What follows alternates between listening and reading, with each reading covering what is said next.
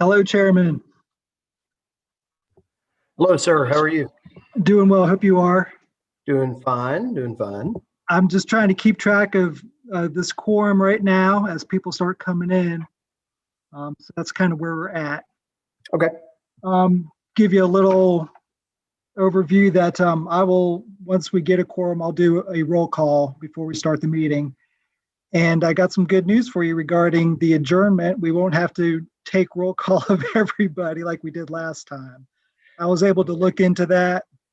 And basically, if you just say, if there's no other business before the committee today, motion to adjourn. So Okay. that's all we'll be looking for. So it won't be as painful as it was last time. It wasn't painful. Great. David, I appreciate you coming on today, and I'll be back in a few minutes. Okay. Sounds good. Thank you.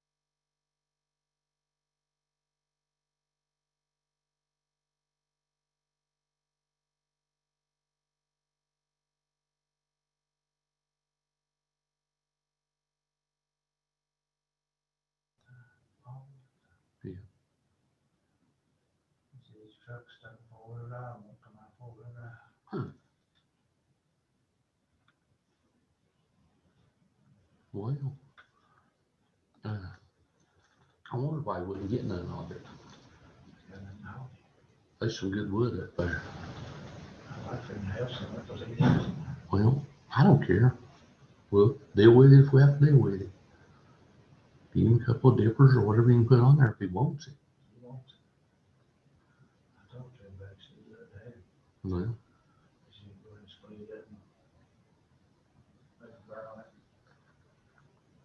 Spring the next year. I think David's supposed to have our truck back to us this week. oh, really? He said, told him this morning, he's put more in it and freezing. Should be driving it this week.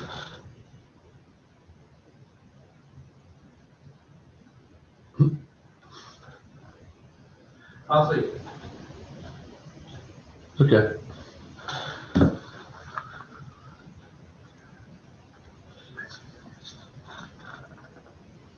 Okay, everyone, just giving you a little update. Looks like we have a quorum, so that's good news.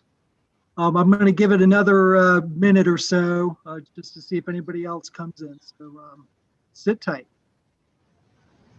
I'll be back in a few minutes.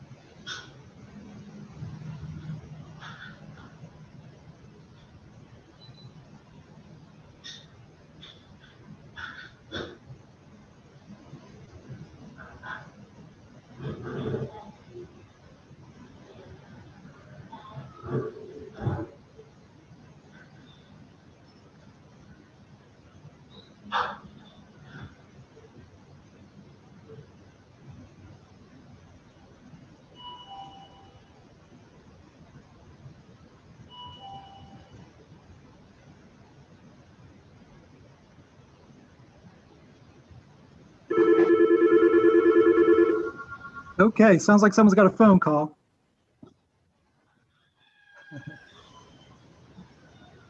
Very good. All right, looks like we can go ahead and get started. Before the chairman calls the meeting to order, I'm going to do roll call on the folks that are on the Zoom meeting today. So if you hear your name, just say here, and I'll start right now. Phil True. Here, I could hear him down the hall. Sean Sizemore. Sean Sizemore.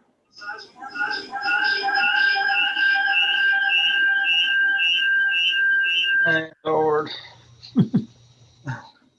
Okay, I'll keep on going. I think Sean was there. Let's see, we got Chris Guffey. Here. Stephen Sparks. Here. McCrae. Here. Pam Cook. Here. Adam Stum.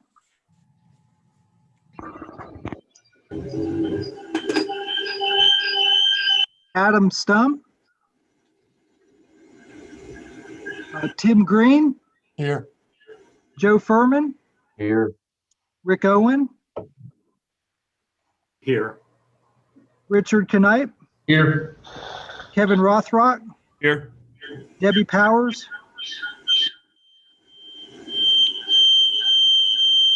Debbie Powers. Melinda Pepple.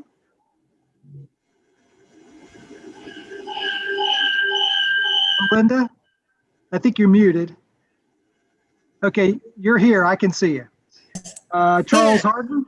Here. David Jackson. Here. Brantley Price. I can see Brantley and Sandy Roten. Here. Okay, Chairman, I've got a roll call out of the way. Let me check that off my list here. And the floor is yours, Chairman. Let me share my screen and put the agenda up real quick. Hold one moment.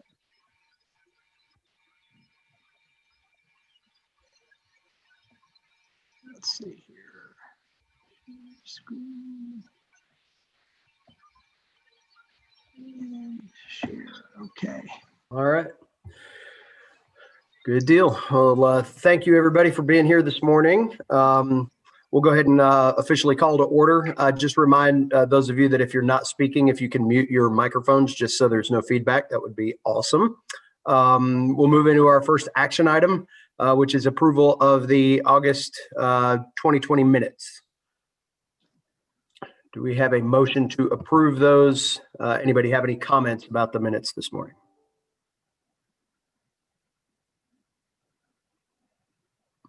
And Chairman, I'll have to do roll call on the minute vote, but as the adjournment, that will not be the case. Okay. I'll make a motion to approve the minutes. Melinda. Thank you, Melinda. Do we have a second?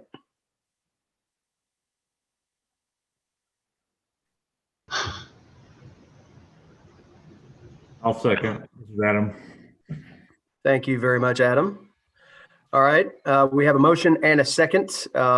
We will now commence with the roll call. David, take it away. Great, thank you, Chairman. Phil True, yes or no?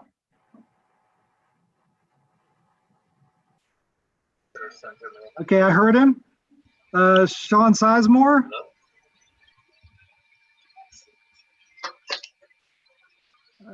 Let's see, Chris Guffey, Yes.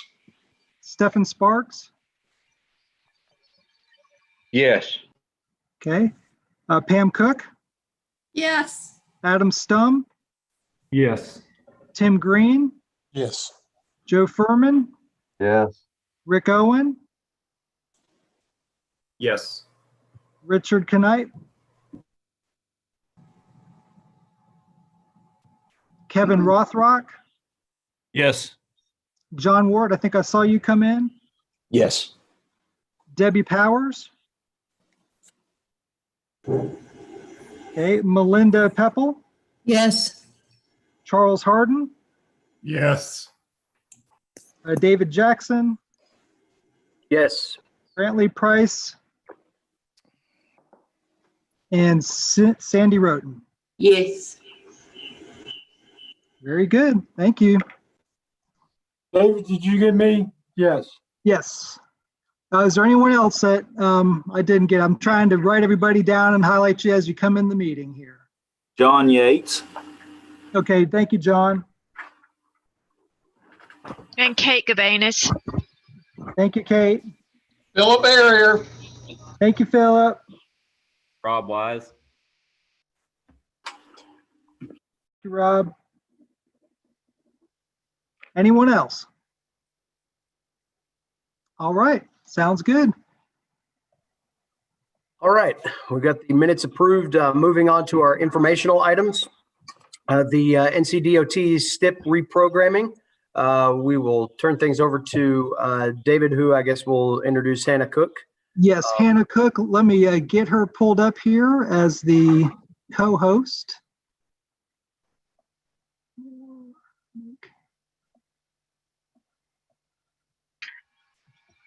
Okay, Hannah, you should be the co-host now, so you can give your presentation.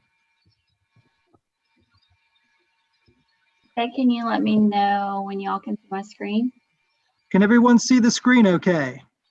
Yes. Yes. Okay, Hannah, looks like everyone can see your screen. Maybe Can give a, someone also just let me know which slide you're seeing? I might need to switch. we are seeing the STIP reprogramming, High Country RPO, November 18th, 2020 slide. Okay, so you're not seeing the one with my notes, you're seeing the presentation.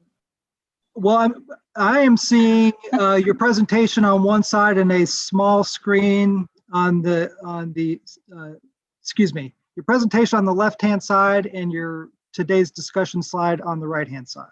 Okay. And I think that's what Which side everyone then? else is seeing. Okay. That looks much better. Okay, great. So good morning, everyone. I am gonna share some information with you regarding the reprogramming of the 2020-2029 STIP. This occurred earlier this summer, so it's not news to some of you on the phone call, but perhaps some of you are still to hear. So it's not the greatest news, so brace yourself if this is information for you for the first time.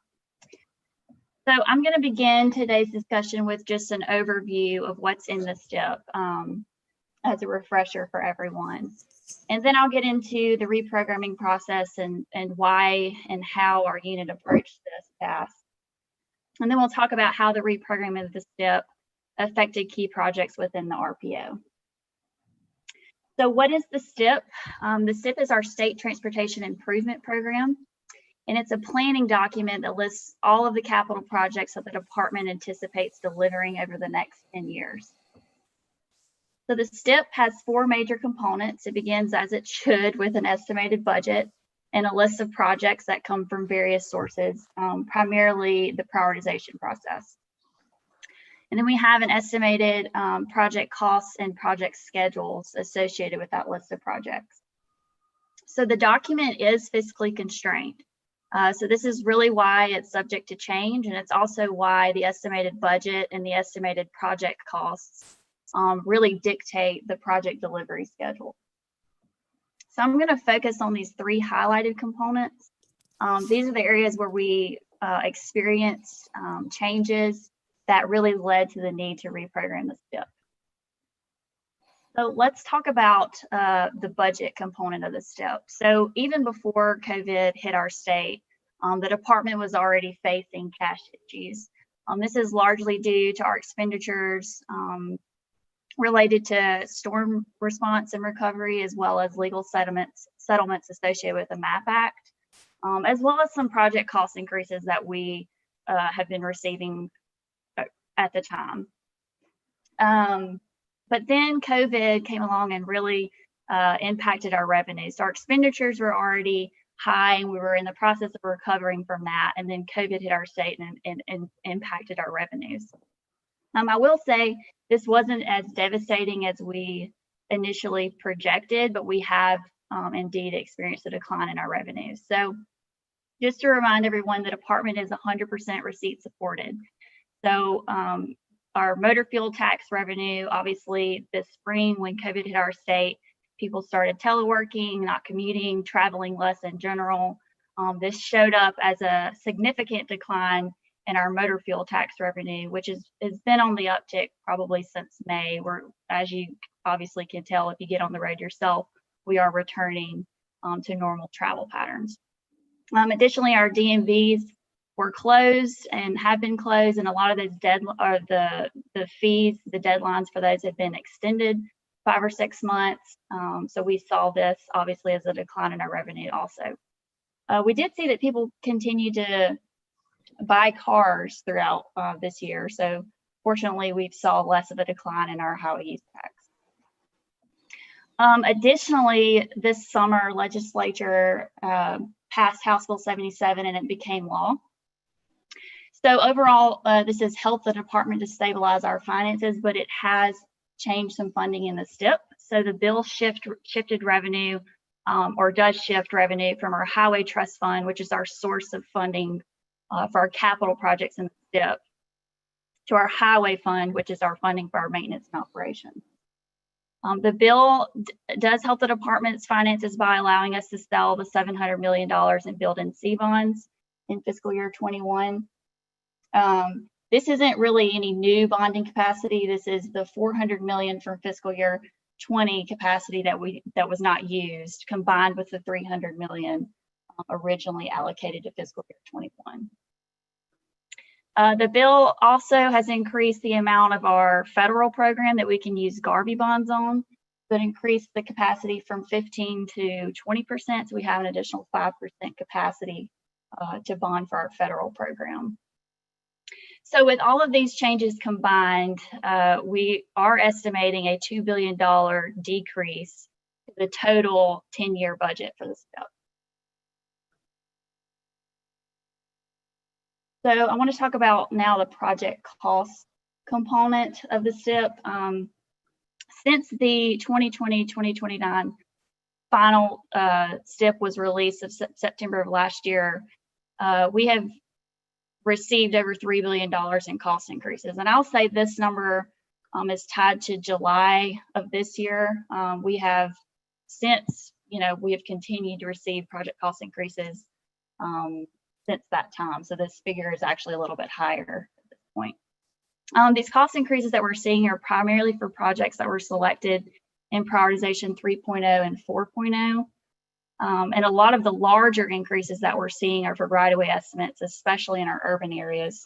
But this is not really contained to our urban areas. I wanted to share a few within the RPO that we've received cost increases that you might be familiar with the projects. U5810 in Watauga County. This is Bamboo Road from US 421 to US for US 221 to Deerfield Road.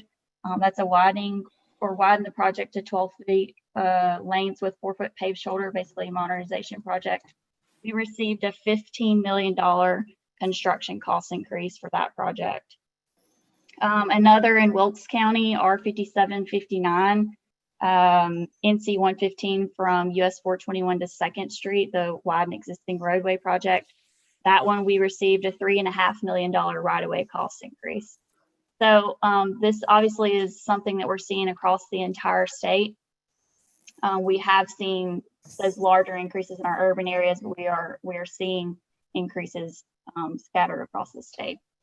We do have improvements underway currently to try to get ahead of these project cost increases so they're not devastating to our STIP program.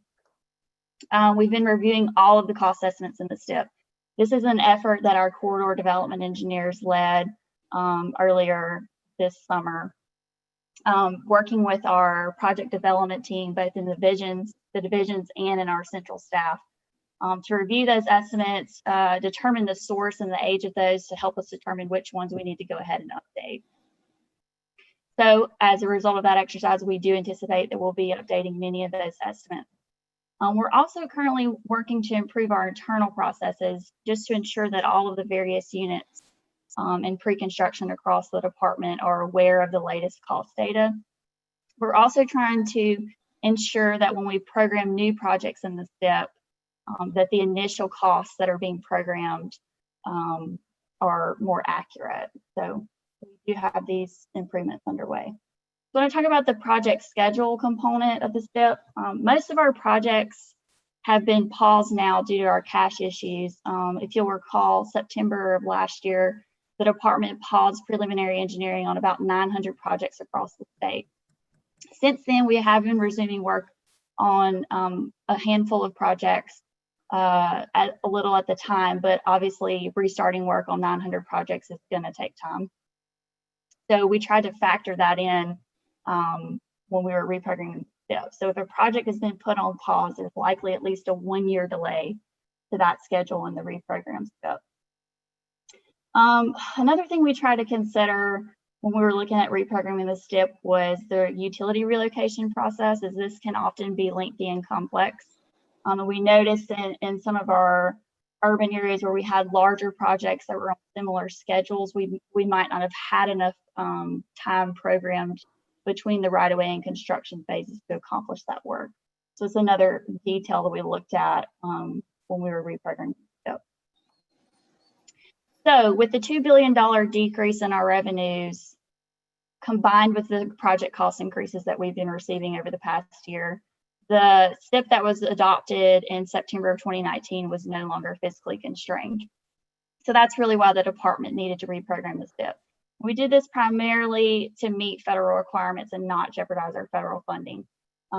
While the STIP was not fiscally constrained, we were not able to move forward with any federal amendments to the STIP until the document was fiscally constrained. So that's really why this effort was so critical and timely. But we also wanted to make sure we were providing realistic delivery schedules, given the pause in projects that I mentioned earlier.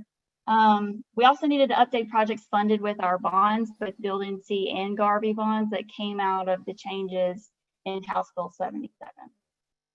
So to get into the details of the reprogramming process itself, we started with the revised STIP budget, and this is something that the department worked with the Office of State Budget and Management to update our 10-year revenues based on the best known data we had at the time of how COVID was affecting our revenues. So we then took that new STIP budget and divided it among the 22 STI funding buckets as we normally do. This may be familiar to some of you all. 40% of our budget goes to our statewide mobility tier, 30% divided among our 7 region buckets based on population, and the remaining 30% divided equally among our 14 divisions. So we did work with the divisions on priorities as a starting point, as they tend to know the top priorities of each of the MPOs within their division. We began the reprogramming process first by programming the $700 million in fiscal year 21 Building C bonds. This is going to be used on active construction projects per House Bill 77. And the idea here is that it frees up our traditional revenue sources that we would be using to pay for these construction projects, frees up that revenue to replenish our coffers. That way we can move forward on other projects. We did go ahead and update the projects with Build and See bonds in fiscal year 22 and beyond, as well as our Garvey bond projects to account for that additional 5% capacity that came out of House Bill 77. So other constraints considered, this is really the meat of the exercise. We had to make sure that we were within annual fiscal constraints. So when we're comparing our annual budget for each of the 10 years in the STIP compared to what we have programmed for that year across all 22 STI funding buckets, we can't be more than 10% over program. We have to make sure we're within annual fiscal constraint in each one of the individual fiscal years of the document. But additionally, we have to make sure we're within STI law constraints. So STI law requires that we're no more than 15% over programmed in the first 5 years of the STIP document and no more than 10% over programmed in the entire 10-year document. And this is applicable to each of the individual 22 STI funding buckets. There's a big balancing act here. We also had to make sure we're within the statewide mobility corridor cap, which shouldn't have been applicable to any projects within this RPO. So some other parameters considered: any active USDOT grant commitment we wanted to keep on its original schedule just to not jeopardize the grant funding. Project delivery status drove most of the project decisions. Like I mentioned earlier, given the pause in the project schedules, we had to consider when a project would realistically be ready to go. Really, even if it started raining cash, we had to make sure that we could actually deliver a project in the schedule and the reprogram that was realistic. We did include the $3 billion in cost increases that I mentioned. Any cost increases that we've received since August aren't reflected in the reprogram STIP and the schedules that are in the reprogram STIP. Prioritization scores, we consider this primarily affected our statewide projects, right? When we're trying to compare a project to one in Asheville to maybe one in Wilmington, Raleigh, Charlotte. We use the prioritization scores where possible to help determine the funding priority. And lastly, we considered the P6 committed status. If a project came out of P5 in the developmental STIP, the last 4 years of the STIP, and it's going to be carryover for the next round of prioritization, meaning it has to recompete, we went ahead and these projects were likely among the first to get delayed to the back of the STIP. So the reprogram STIP is a starting point. We are open to making adjustments as long as we're within the constraints that I shared with you. Any adjustments would be a zero-sum game within the same division, PO and STI funding category, as the STI funding category, as I shared with you, is really where we're balancing the fund. I do like to point out this process is similar to our typical draft STIP development. It's just that any revisions made to the reprogram STIP will have to go through formal amendment processes and go to the board for approval. Typically our draft STIP development, we can make changes before it's final without board approval. Once committed, always committed. For those familiar with prioritization, if a project has been delayed from the committed window, which was fiscal year 20 to 25, the first 6 years of the STIP, but we have delayed it beyond fiscal year 25, a phase, either right away or construction, it is still considered a committed project, and that it doesn't have to recompete for prioritization. All of the new schedules did require Board of Transportation action. The reprogram STIP schedules went to the board's meeting in September for information, and it was approved at their October meeting. I do want to discuss some caveats. I mentioned the $3 billion figure is really as recent as July of this year. We have steadily continued to receive additional cost increases. that we're going to be, I've been working this week actually to get those into our SIP database. And of course, the full effect of this pandemic on our revenues is not known at this time. I will say that we've recently, it's been indicated recently that our revenue picture might be a little bit rosier than we originally projected this spring. We're going to be looking at that closer in January to see, to get yet again another revised STIP budget. But I will say that any rosier picture, any additional revenue that we're projecting might indeed be absorbed by these additional cost increases. So these are two sort of unknowns at this time still, and it's just gonna something we're gonna revisit in January. So I do want to talk about how the reprogramming affected some key projects within the RPO. I'll run through just a couple. R2520A, the US 19 East project from the multi-lane section just east of Spruce Pine to Mullen Hill Road, the widening project to multiple lanes. We have delayed this project now to right away in 29 and construction in post year, to show as unfunded in the scope. R5804 NC 226 from Blue Ridge Parkway to Summit Avenue. This is in Spruce Pine. The project to widen the roadway to 3 lanes. We now have right of way in fiscal year 29 and construction and post year. Again, this is just due to funding availability. R2566B, NC 105 from Clarks Creek Road to NC 105 bypass, the widening on that section of roadway. We now have right of way in fiscal year 22 and construction in fiscal year 24. This project does remain a build and bond project.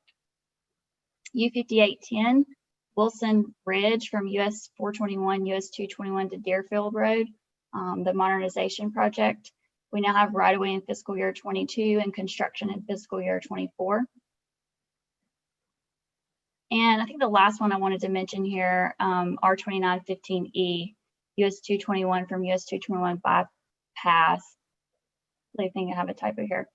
If you're familiar with this project, it's a widened to 4 lanes divided.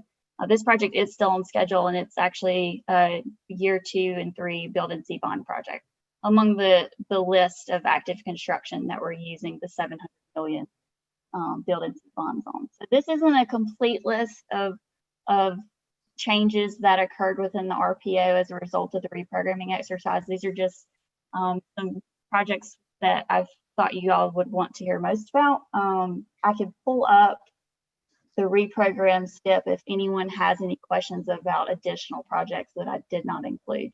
But that is all I had. I can take any questions now if anybody has any.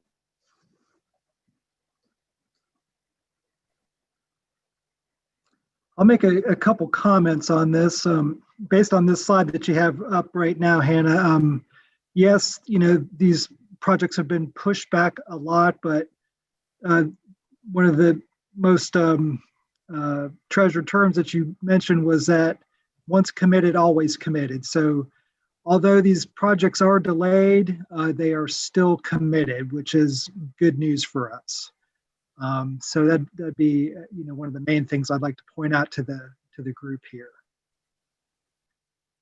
And then I'd also like to say that you've identified a couple projects there, Hannah, and then I will also share our project update with the group here after your presentation. That'll basically give all the projects and all of the schedules for our area. So I appreciate that. Are there any other questions, comments?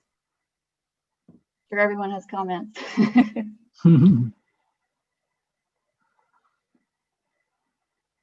Okay, well, thank you, David, for the opportunity to share with you all. I'm gonna stop sharing my screen.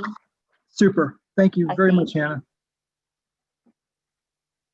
Thank you, Hannah, for all of that detail. That's is very helpful to understand what's moving forward here. We'll move on to project development update. David, great opportunity to just kind of build right off the conversation here. Exactly. So let me get to that. Hold one moment. Share. see if I can scroll a little quicker here, Chairman, to get to it. So here we are. Hannah touched on quite a few of these projects. Let me see if it's coming up. Yeah, okay. I was looking for the red font, which are the projects that are most impacted by that reprogrammed STIP that Hannah just went over. So on page 1 here, she touched on our 2520A right-of-way, 2029 construction future years. So in other words, we don't know, but the big takeaway is it is still committed. We didn't lose it. That is music to my ears from an RPO staffer standpoint. On page 2, let's see, NC 105, R2566B, Hannah also touched on this. Right away 2022, construction 2024. She didn't mention the bridge section. So that is section BA. Put my cursor on it there. So we're looking at construction for that bridge in 2023, which I was a little disappointed in seeing that because that needed to be done yesterday, but it is what it is, and it's still committed. That's the good news here. Let me keep on moving down. The next one, 421, 321, or R2615, right-of-way 2024, construction 2027. Can y'all see my cursor on that? Okay. And then the next one down, US 421 Poplar Grove Connector intersection. That one has been pushed way back, right-of-way 2028. Future year construction, again, it's committed, so we just have to be patient on that one. And then we've got the next one down, Deerfield Road, State Farm Road. I think Hannah touched on this one, right away 2024, construction 2025. One below that, Bamboo Road, Wilson Ridge Road, right away 2022, construction 2024, which that's not too bad. Could be worse. NC 115, 421 to 2nd Street, or R5759. We've got construction for 2024 on that one. And this is the most updates I've had on the project update. Let's see here. Oakwoods Road, or R5772. Right-of-way 2026, construction 2028 committed.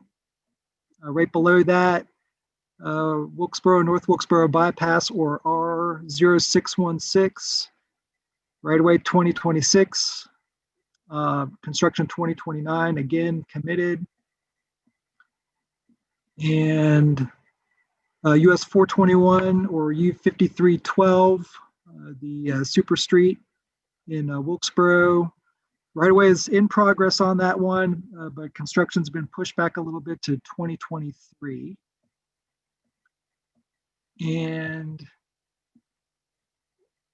I'd just like to do a shout out to this project here, US 19E 2519B, Jacks Creek Road to Spruce Pine.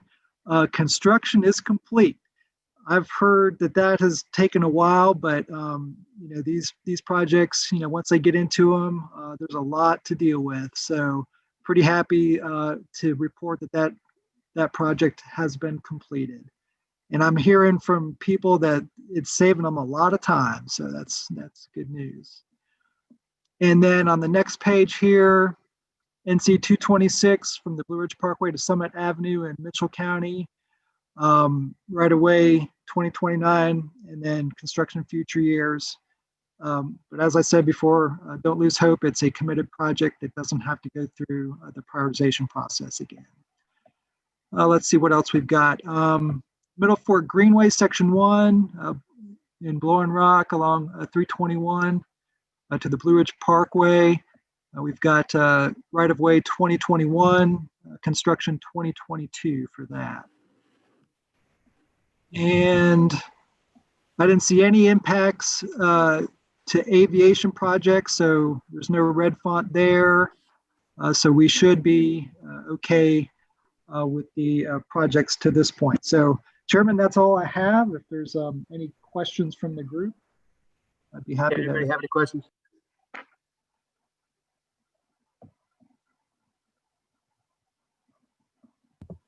All right, hearing none, we can move on. Thanks, David, for that thorough update. You have a lot of Yes. time today. Yeah, there's a lot going on out there. All right. Up next is the Integrated Mobility Division. Okay, and you'll see on the agenda here, it says NCO DOT Integrated Mobility Division, or IMD, and then to be determined, but it turns out it's going to be David. So I'm going to be the one giving this presentation today. So if you bear with me a minute, I will pull it up and do my best to give this presentation. But before I get started on that, I would like a little clarification on who's calling in from the 336-246-3560 number. That'd be good. Angie Holman is trying to keep records on who all's here.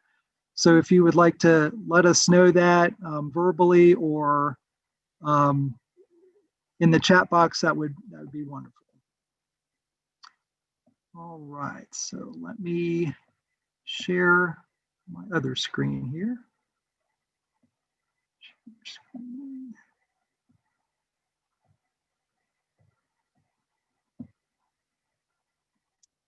Okay, hopefully y'all can see this presentation. Let me see here. Move this out of the way. Let's go to slideshow.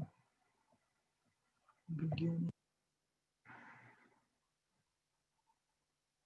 Okay. Hopefully y'all can see that. Let's see here if I can do. Almost afraid to hit a button. I might mess it up. All right. Well, we'll just go with this version here. So this is an overview of the Integrated Mobility Division, part of DOT. And essentially, well, it looks like I'm getting all kinds of stuff in there. So bear with me, folks. I'll just go through this the best that I can. Kanetta McLean, who was supposed to give this presentation, is at a different meeting today, so she couldn't be here, as well as a lot of other transit folks. So what is IMD? It's 3 modes in 1 division. It's your pedestrian, your transit, and your bicycle transportation in basically one group as opposed to separate groups. And their mission is to provide leadership for safe, affordable, and innovative multimodal transportation throughout North Carolina. Integrated Mobility Division is organized with the interim director of Heather Hildebrandt. Over planning and programming is John Weinhodge. Finance and compliance is currently vacant. Hopefully they'll get someone in there soon. And then under safety, innovation, and data is Ryan Brumfield. And for the planning and programming vision, they're taking the mobility development specialists, who are the folks that primarily work with the transit agencies and the bicycle and pedestrian planners, and merging them into one position, and they call them multimodal planners. And then they've broken up the state to a western region, an eastern region, and then a grant and program administration branch. And so there's the map of how it's broken up. You can kind of see, luckily all of our region is in one spot in the Northwest, so that's kind of where we are. And as I'd mentioned before, Kanetta McLean is the gal that we work with in our region. Hey, And so, David, this is Pam. Your slides don't seem to be progressing. okay. I'm still seeing the first slide. Okay, I'm sorry about that, folks. Let's see, a little technical difficulties here. Let me see if I can figure it out. Let's see. David, if you go ahead and Does that help? click from the beginning. Yeah, you should be good now. Okay. I'm sorry. I didn't know I was doing that. Do you want me to start over, Chairman, or am I good to go? I think we're probably good to go at this point, Okay. since most of that was just information. Okay. Very good. Thank you. Sorry about that, y'all. And so state investments in bicycle pedestrian planning. IMD has done 217 plans. It's covered 84 counties to date. With local funding, 2,278,000, state funding 4 million roughly, and federal 2,428,000. And so that's for the bicycle and pedestrian planning. And I couldn't help but kind of point out that the town of Lansing is one of the most recent towns in our region to be awarded a bicycle and pedestrian planning grant, and actually had our first kickoff meeting yesterday for that effort. And so I'm excited for the town of Lansing to get started on that. And so for fiscal year 2020, the grant management metrics at IMD, 47 grant programs have been managed, 169 grant agreements have been processed, and 898 claims processed totaling $39.5 million. And so they have, IMD has a new safety innovation and data team, and they focus on transit, bike, pedestrian safety, education, and training, as well as innovative pilots for new technologies, like your autonomous transit vehicles. So they're starting to do some pilot programs for these transit vehicles that move with no one driving. You just hop on and go about. Unfortunately, in our terrain, in our area, those are going to be difficult because there's a lot of limitations for them, but hopefully they'll be able to address those in the future. There's also a data collection and analysis, as well as doing research studies. And I'll move into the NC Transit Cares initiative that IMD is currently dealing with. Let me, guys, I'm trying to move the screen here a little bit so I can see my slides better. Bear with me a second. Okay, there you go. So the approach is through surveys and virtual meetings is to gather input from transit systems about the impacts of COVID-19, unique ideas to respond and recover, and innovative solutions to long-term challenges. Some of the goals are develop strategies and innovations which help transit systems become more resilient and prepared to handle any future disruptions that they may face, as well as identify products, projects, and policy changes which will help transit agencies respond to COVID-19 and prepare for the long-term challenges.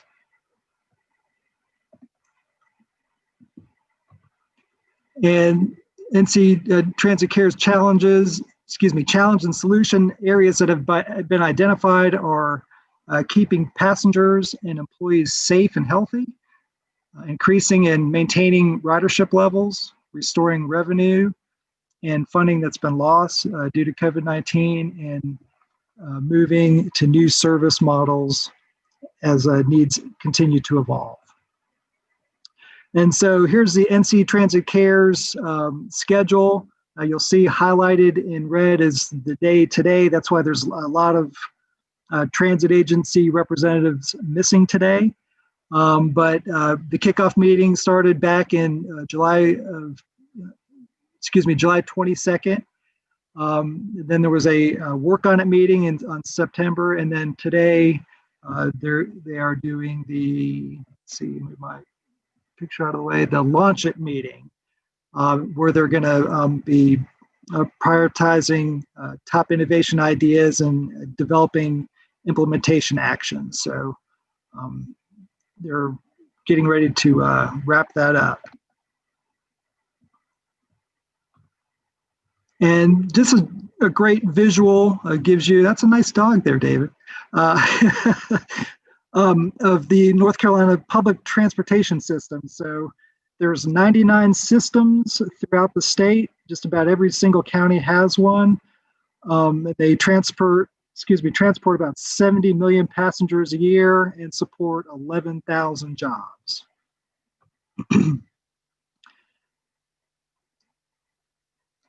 See the North Carolina investment in public transportation operations. You can see on your screen there about $494,313,000 for fiscal year 2019. And this has a nice breakup of how those funds come through. You got local government putting forth about 53% of it. Fares and other local sources, 16%. And federal, about 70 million, and state, 45 million, and then contract, about $40 million on that. So this was a big takeaway for me as wow. You know, local government really puts forth a lot of money to support these transit agencies. And then wanted to show you a map of CARES Act disbursements. And so CARES, what does that stand for? It's the Coronavirus Aid, Relief, and Economic Securities Act. And this kind of just gives you a breakdown of throughout the state who is receiving what. But I would like to point out that, you know, this dark green, Watauga County, Apple Cart, that's good stuff. We're getting some good CARES money there. Way to go, Craig Hughes. But it looks like, you know, there's distributions throughout the state, not just North Carolina. This is across the country that this money is going to these transit agencies. But I thought this was a really interesting map, and I just wanted to share it with the group. And so I did my best to play Kanetta McLean, Transportation Planner with the Integrated Mobility Division. I hope I did well. If you have any questions, I'd be happy to answer them to the best of my ability. If not, that is Kanetta's contact information and phone number there. So that's all I have on that one, Chairman. Excellent. And you have done a great job with the agenda today to stack the next logical thing to talk about after a presentation. So any of our public transit authorities or representatives, do you have anything that you would like to share here this morning for the public transit update? And Chairman, it wouldn't surprise me if no one responds. As I had mentioned, a lot of them are probably at that Transit Cares workshop. But the time you're trying to get the agenda out and get all that sorted out, I just wanted to keep them on the agenda. Oh, but, sure. But is there anyone from any of the transit agencies on?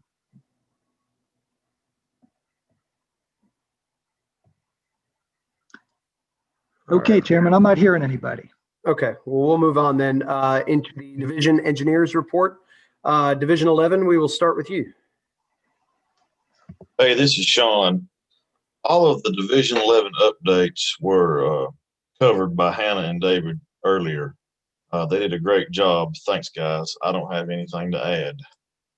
Thank you. Fantastic report, Sean. Could I interrupt here? Yes, Ken, go ahead. Ken, no, thank you. So Sean, can you give us any updates about the damaged bridges and stuff in Wilkes County and what the county may be doing to address those? I haven't personally talked with Todd Sperling and Mike today, but I can get you a list and give you an update over the phone or email you. That'd be fine. I know they're working around the clock. All counties are, Yadkin, Wilkes. I can call Todd and get back with you on that. That'd be great. Thanks. Thank you. Any other questions for Sean while we've got him?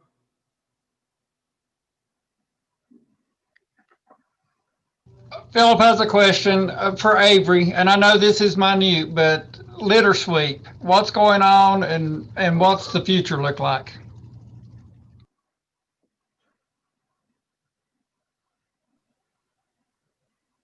I don't have much to do with litter sweep, but I can contact Mike and see what he says. I don't know if the maintenance covers that or not.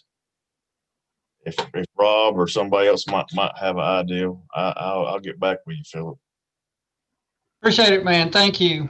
It's just, it's got to, it's pretty bad. So, and I know the funding was cut and the way it's being funded. I've talked to, our representatives in Raleigh about it also. So I understand what's going on. It's kind of a fight between the money and the, the prison used to do it and now they don't kind of thing. So, just wanted to see if anybody had any updates on what the future looked like. Are you referring to the main routes or the SR routes or all of them in general? Do you have a particular place in mind? The main routes, are, a concern, plus the side roads, so. Yeah, with COVID and all, I bet it's pretty bad. Okay, Yeah, well, I'll touch base with Mike and see what's going on. Okay, thank you, sir. Thank you. Any other questions for Sean?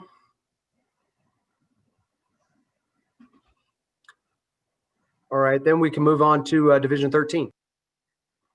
All right, y'all, this is McCray Coates. I'm going to try to share my screen here. Bear with me. David, I don't know if you can allow me to do that. Yeah, hold on, McCray. Let me get there to you and I can help you with that. All right.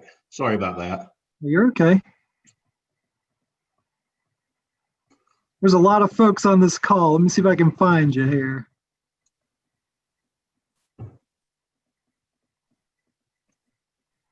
There you are.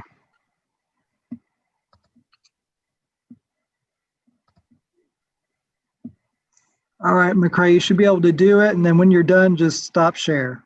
All right. Let's see if this works here. Can y'all see my screen now?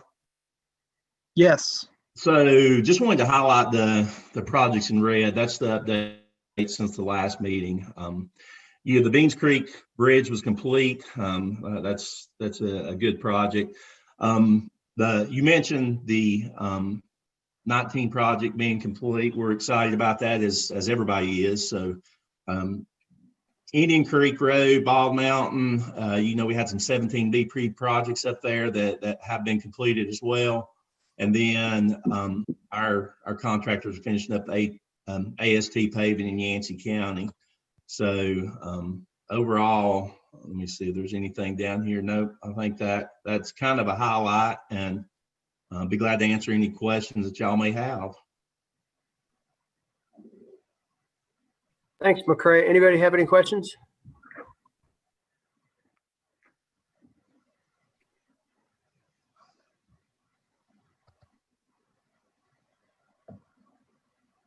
All right. Well, thank you very much for that. That leaves us with Pam Cook, Transportation Planning Division update. Take it away, Pam. Thank you so much, David. I've sent David Graham a copy of the newsletter he can send out to y'all if you don't have it.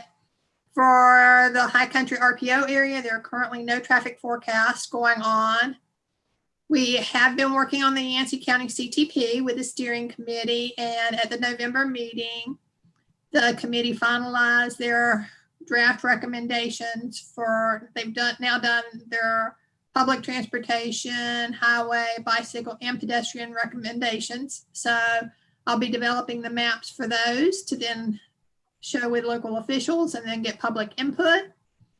You've already heard that US 19E has been completed in the area. There is new drainage coming to the US 421 in Wilkesboro. They've started that work and it'll go through November 30th, 2021 along US 421. I put on the front page of the newsletter also about the Federal Highway Program STEP, which is Safe Transportation for Every Pedestrian. They have what they call the Spectacular 7. And so if you have areas that are having pedestrian concerns, these are less expensive alternatives you can try in helping make it a safer area for pedestrians. So that's in your newsletter. And then the back page of the newsletter covers just NCDOT wide programs. We do continue to use drone bridge inspections. We're one of the first states to use this this much. We were awarded the first ever waiver for drone bridge inspections in North Carolina. And then our good news is in North Carolina, the roadway death rate has dropped, and we continue to have a goal of continuing to drop that with Vision Zero as our long-term vision. And there is a Slow COVID NC app information there for you. That's it for me. Any questions?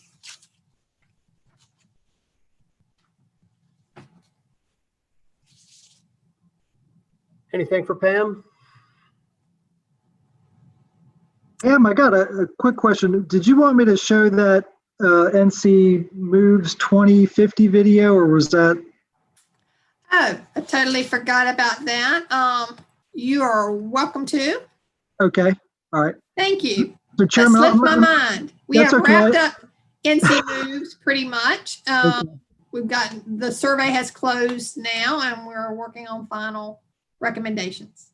Okay, very good. And I will get the newsletter out to the group. So let me queue up this video real fast. It's not very long. It's just kind of an update.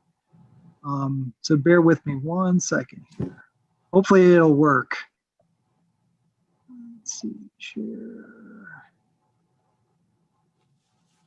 Control.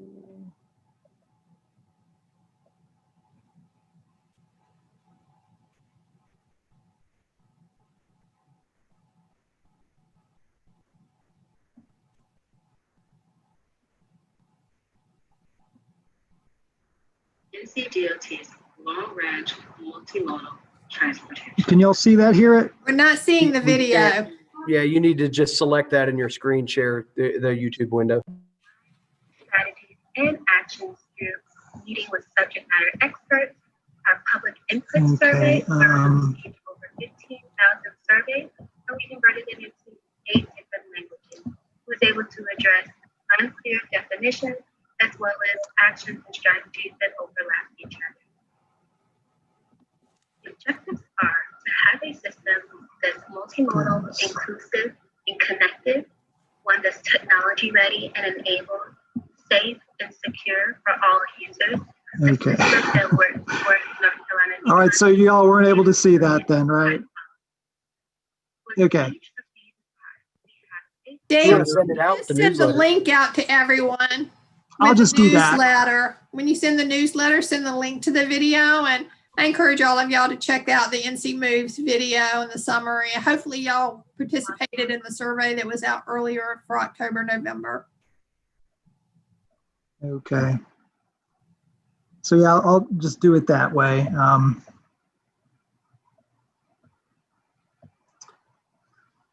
So that's pretty much all I have, Chairman, at this point, unless anyone else has any questions. Okay, yeah. Do we have any other business from committee members? Any comments?